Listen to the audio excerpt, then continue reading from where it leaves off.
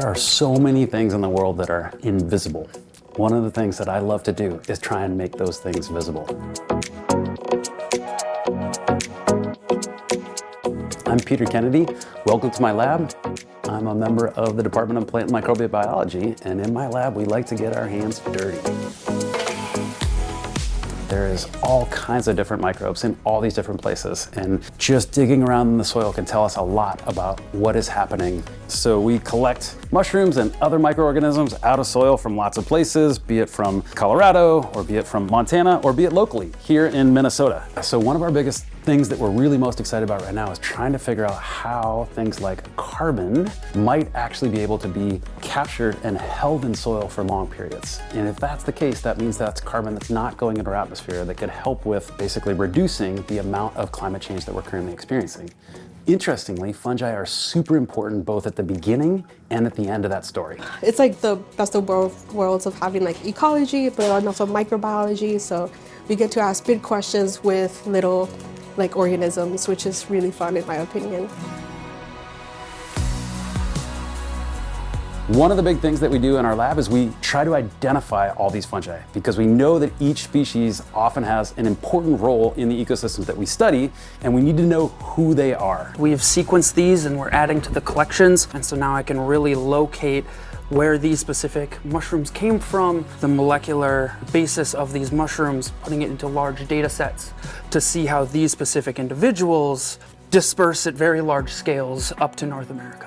Right now, what I mainly do is I'm working on a project about decomposition by fungi and bacteria, like who decomposes better. The trees fix carbon, they do photosynthesis, and a lot of that ends up below ground.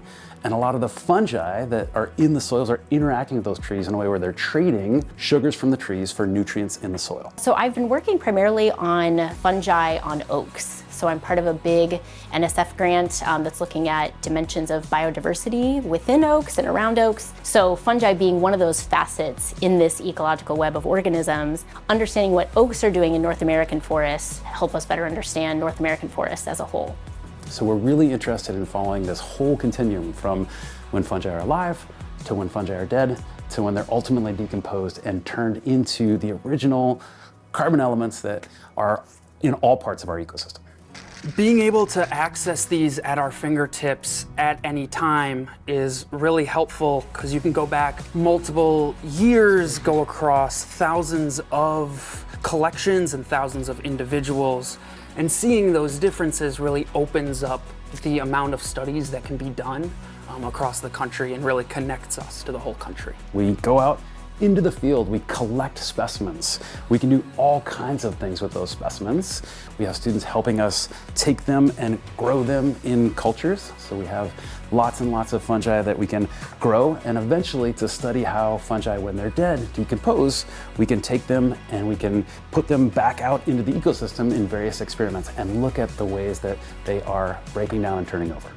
They let you do things that's like real science. Sometimes as an undergrad, you're like a dishwasher, but here I get to actually contribute to real life science that could go on to influence other work. And it's just really welcoming, I think. And also I enjoy microbial ecology, but really the people are what makes the lab. And this is really honestly one of the most interesting times to be a scientist because change is happening rapidly.